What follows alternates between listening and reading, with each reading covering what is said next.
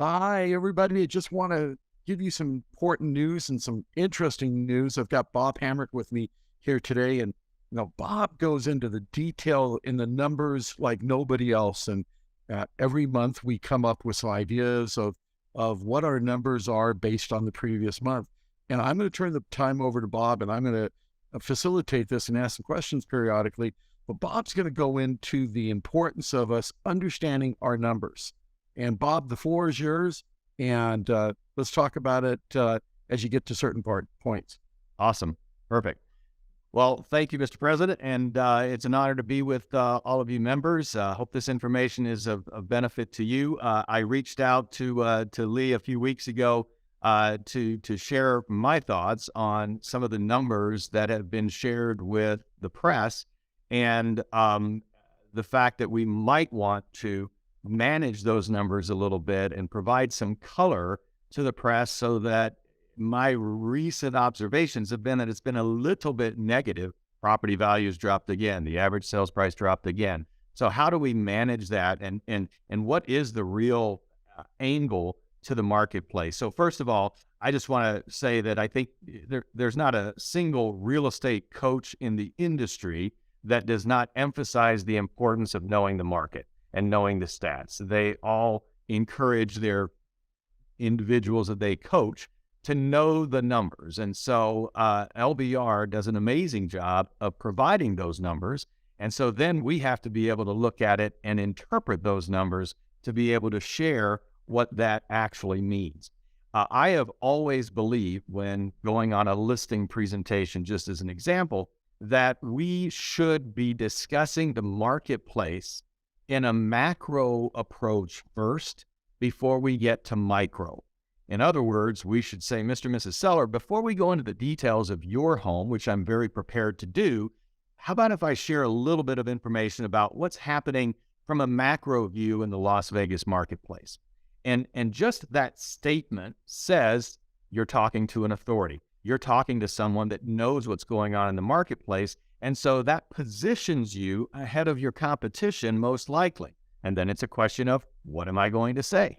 And the answer is the information that is provided to you on a monthly basis at least, but also on a weekly basis. So Market Watch is a fabulous resource of LVR. You can see what's happened on a daily basis. You can see what's happened on a weekly basis. We share it with our sales associates on a weekly basis.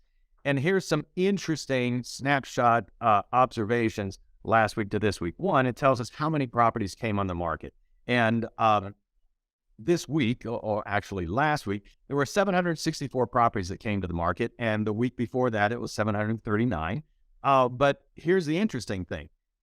If you add up the number of properties that went into contract, either show or no show, for last week, remember I said 955 properties went on the market, 941, it went into escrow. So in essence, we are absorbing the inventory immediately as it hits the market. So we're not growing our inventory, because every time on average, the number of listings that we're taking is the number that we're selling. And last week, the number was 940 against 739. This week, 941 against 764. And then the question is, do you want to add back on the market? Because when a property comes back on the market, it is kind of like a new listing. And so if you add that, we have parity between the number of homes that are coming on the market and the number they're selling. If you don't add that, then we're actually selling more homes than we're listing. So the statistic for the number of properties that are canceling on a weekly basis is 20% of what's coming to the market. So what do you do with that? What's your cancellation rate? Do you have a solid cancellation or non-cancellation rate? Do you, for every 10 transactions that you open, do you have 10 closings? That is something that is a competitive difference in the marketplace. And so what this is saying is that if for every 10 deals that you open escrow with, the average realtor has 2 that cancel. When I go on a listing presentation and I've got a better stat than that, I'm going to show this and I'm going to say my job is for you to have 0 cancellations, because when you sell your home and you know that if you got a buyer for it, the worst thing that can happen is for that to cancel. So this information, I think, is golden, and it's obviously important for us to know how to interpret it. Now, on a monthly basis, Lee, the LVR puts out a report of what happened for the month in comparison to the previous month. That's what I wanted to spend perhaps the majority of our time on. And each of the bits of information I think are very valuable. It's important to have perspective. It's important to have an opinion of what is taking place. So what we know, and before I go to that report, I'll just share this one if I can. So I track internally, and it's your information, but I track internally for our company and have been tracking since 2004, the number of the existing listing inventory every single week. And I've been tracking it since 2004. And as most of you, if you were around during the Great Recession, you know that our inventory was the highest, and we had 27,000 homes on the market. And so when we look at that from a perspective standpoint, it's important that we have that perspective because, yes, our inventory has grown, but it's still significantly less than our high water mark. And we've added, from a new homes perspective, 10,000 new homes every year, let's say 7 to 10,000 every year to our stock of homes. So at any given time, that inventory that we have on the market is a smaller reflection because we've been adding homes to the market. Bottom line is, in October of last year, we hit the high water mark for inventory, and it was 8,520. That was in October. Now it is 5,525. And It's a dramatic difference. It's a huge difference. And we're not talking about the fact that the inventory is being absorbed, or what is really happening, and this is interesting because I had my vice president of research investigate it. There's a few factors that are causing this number to be lower. The most important, I believe, is that in the month of December, we had about 1,200 properties that expired. Lee, you know that December is absolutely expiration month. That's when somebody takes a listing in June, July, August, September, they all expire on December 31st. Yep. And so that's why we have so many. But we had 1,200 expire in the month of December. And to this point, only 7.5% of those expired properties have come back to market. That is unbelievable and does not match history. So why have 92.5% of all the homeowners that expired not come back to market? And my answer is, they are the ones that should have never been on the market. They were overpriced. Absolutely. They were market rejected. Yeah. Correct. And so they basically were the ones that said back in June, July, August, well, if I can get my price, stop there. A great listing agent should say, you can't get your price. Right. And so we shouldn't even try. But the reality is, some agents were not even on top of the market at that time to be able to say that the market has shifted and changed. And we're seeing... hold on for just a second. I think it's really the important message is you have to understand the market. And so when you said we shouldn't be taking those listings, that is just good stewardship. And based on our statutes and our code of ethics says, hey, by the way, I think you're a little exaggerated on your price. And, it gives our industry a bad name. Business signs are up there for too long. It's not a good look. Absolutely. And what's interesting is that, there are agents who specialize in expired listings. They were working their butts off in December, and unfortunately, they were dealing with a lot of unmotivated sellers. And Correct. That's not typical. Usually, sellers do have some motivation. And when their listings expire, they're disappointed. They feel like the market has rejected them. What's happened? What's wrong? Etc. But in this scenario, what we found were yeah, I wasn't really that motivated to sell, but if I could get my price, and yeah, I know that the market has come down, but I don't want to come down to that price. So when it expired, we just decided not to go back on the market. That is what And Bob, when we were both active agents, we were both listing agents. yep. And so this is a very unusual anomaly because normally you'd have a third of those or half of those go back on the market. So very interesting statistic. Yeah, and what you also know is that the months of November and December are the least amount of listings come to market in November and December. Why? Because many real estate agents believe that it's not a good time to have your home on the market. And so many real estate agents say, let's wait to the first of the year. And many sellers say the same thing, which is not true because the best time to have your home on the market is during the holidays because there's still a large number of buyers that are still in the market, but there's less inventory. So, and this is historically correct, but now we're seeing that the start of the year did not replenish the inventory. So this is an anomaly. Normally in January, you have a lot of listings and you have very few sales, and that's how the inventory grows. What we're seeing from your numbers is that we're listing property. Buyers have started to recognize, you know what, 6% interest isn't so bad. Maybe I can get a buy down. And they're saying, I need to live somewhere and I don't want to rent a home. So the bottom line is they're getting into the market.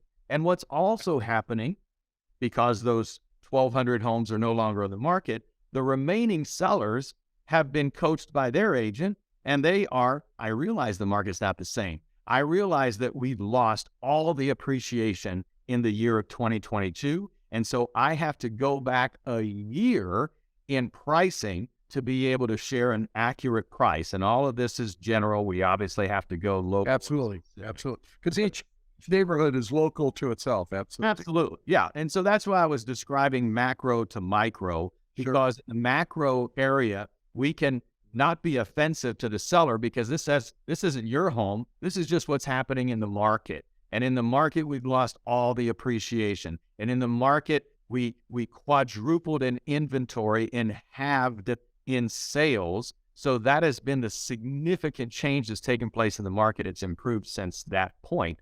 But that's what we were saying to sellers to cause them to know where they're at.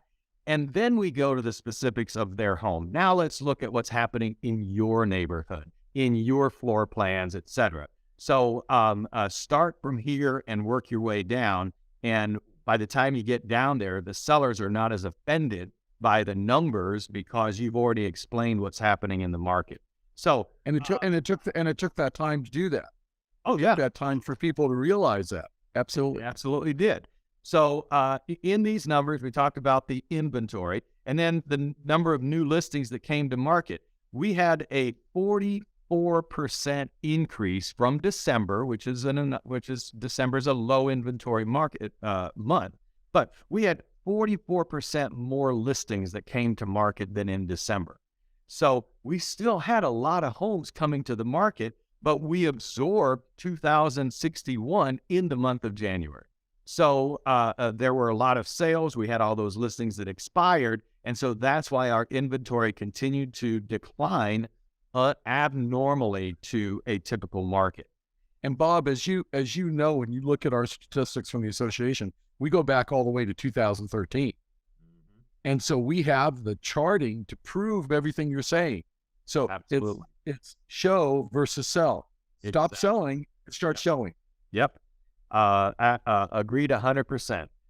So on the what I described was opened escrows, and this report, our reports show new sales or sales, and that's opened escrows, and then closings, which is the number of properties the previous month or the previous 2 months that actually came to closing. Well, since we already know that November and December are lower months for sales, that means that in December is the lowest month every single year for new sales. That means that January is going to be the lowest month for new closings. And so we were at 1,325 new closings. But here is something that is hugely important.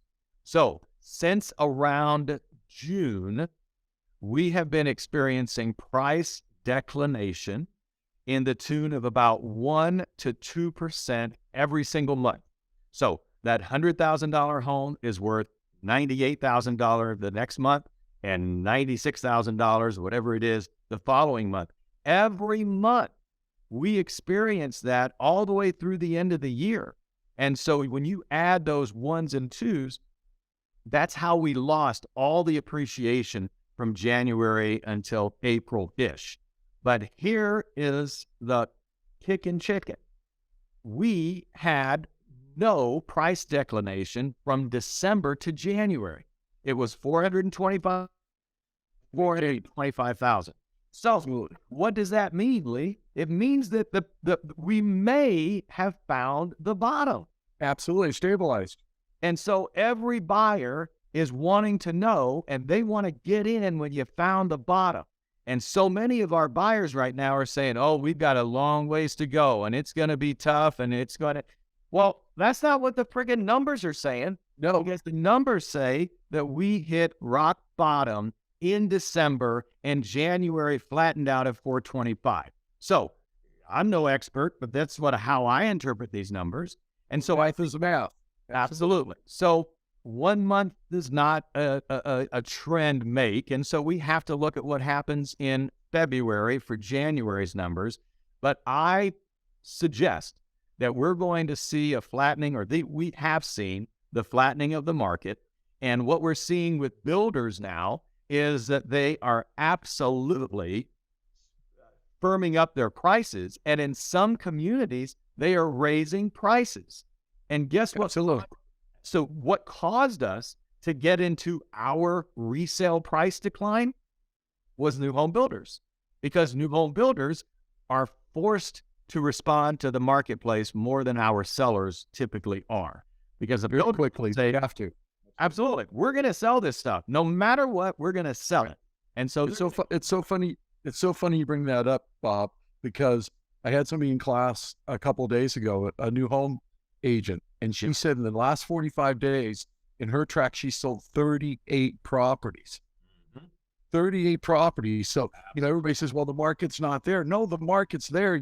You just have to go out and find it. The market is hugely there. And if anyone has held an open house over the last 30 days, then we're preaching to the choir, because you already know it.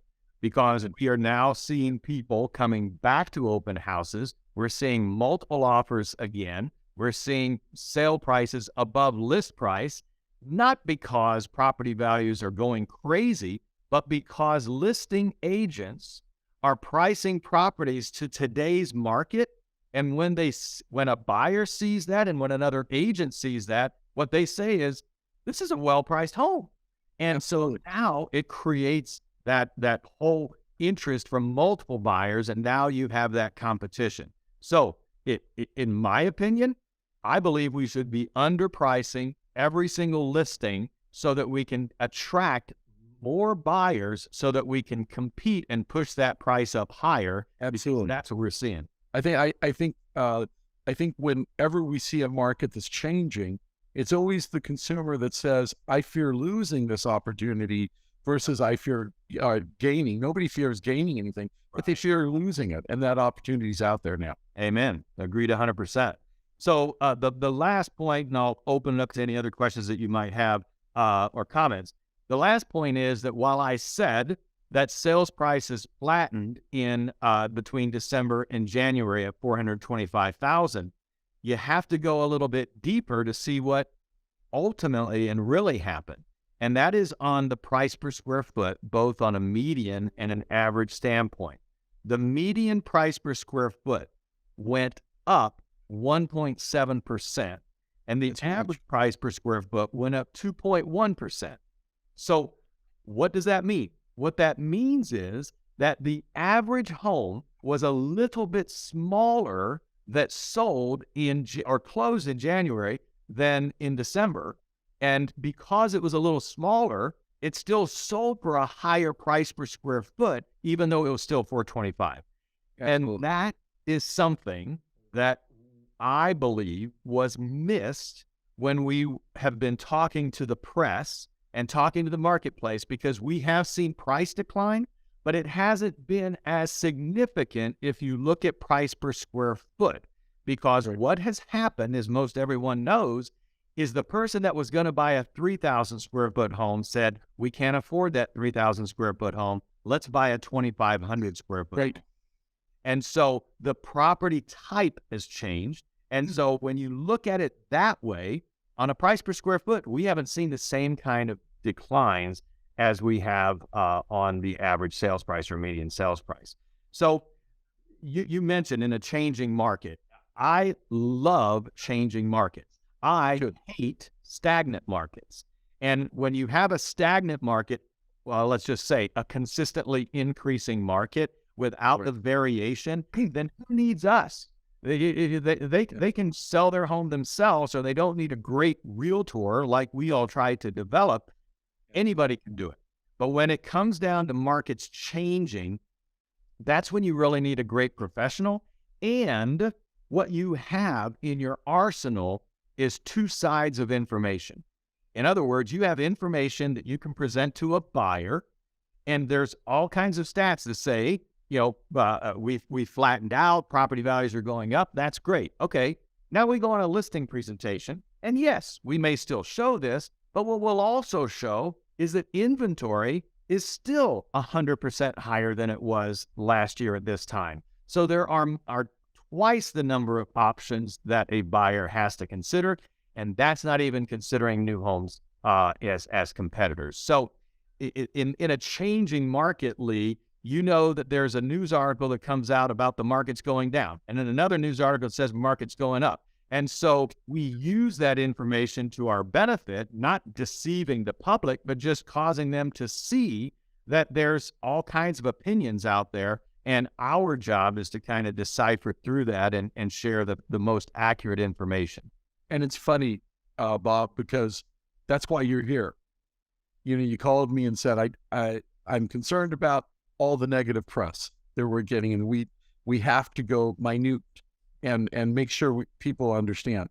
And so, Robert, I've talked to you about this before today, and I'd love to have you do this with me. I've also asked Forrest, and I'm going to put this out to other brokers. If there's other brokers that are statistically savvy, I would love to have this be 4 or 5 people going back and forth, giving our members, our 16,000 plus members, the opportunity to look at things on a micro and macro level. And it helps us all. The more sophisticated our agents become in the marketplace, the more likely they are to accept offers, the more likely they are to take listings that are at market or slightly below. And I agree with you wholeheartedly. As far as I'm concerned, owners need to go slightly below, because you can always go up, but it's difficult for people to mentally go down. So go down to the best price and then make a little bit slight of adjustment on that so that you can create activity. Because like you and I know, it's the activity on the listing that gets the property sold. It's not putting it in the multiple. It's getting those people to come in and physically look at the property that changes the whole marketplace. You and I go back so far. You remember, and he's still around, David Knox. Absolutely. David Knox, fabulous real estate instructor. He used to make a statement that the list price is the most important price that we select in the overall marketing. And then he would respond to a seller that says, well, I don't want, if I list here, then they're going to make offers here. His response to that is, I would rather list right and reject offers than list overpriced and get none, which would you prefer? Which would you prefer as a seller? And so that kind of puts it in a great perspective. And that's exactly what will happen if you price properties correctly. I would love to continue this and be able to invite some others, because there's some great people out there, some other brokers. Absolutely. Well, today we were supposed to have Forrest with us, and Forrest has got some really cool stuff that he talked to me about, where he sees a change in the market in the next 2 months based on the statistical data. And what I want everybody to realize, that we have to give the information we give, but Robert and Forrest and whoever wants to get involved in this, before you ever put that information out to the press, I'd like to digest this a little bit more so we get some really cool information that's honest, has integrity, but more importantly, explains the market in a little bit more detail. And so Yeah, I think you're up for that, right? absolutely. And I think that the point is that we have to spoon feed the press. And the press always leans to the negative. And if we don't manage them, then they will just go to the negative, and then that will cause the market to not look good. Now, I think, Lee, there are some listing agents that like that. And I understand that, look at what the press is saying. Properties are down, prices are down, so they can use that in a listing presentation. But I would much prefer to have accuracy and interpretation than to just throw it out there. So, And that falls on integrity, and that's what we're always looking at, is as a profession to give the most accurate information we can. Robert, man, thank you very much. I go back and forth from Robert to Bob because we have known each other for a long time. I think you go back to me being called Bobby by you. So yeah, that's right. Yeah. So we have known. I've called you all kinds of things that I know you have. repeat. Just don't call me late for dinner. But Exactly. I appreciate you. I know you've got another appointment and you're running late for it. Thank you very much. To all the rest of the brokers, to all the rest of the people that are saying, man, I want to be part of this, reach out to me at LVR President 2023 at gmail.com. And I will make sure that when we do another one of these, we have different points of view and different opinions. And I think our members will appreciate that. Robert, I appreciate you. And thank you very much for everything. Thanks for the opportunity, Lee. I appreciate it. Bet. Take care, Okay. everyone. Bye-bye. Bye-bye.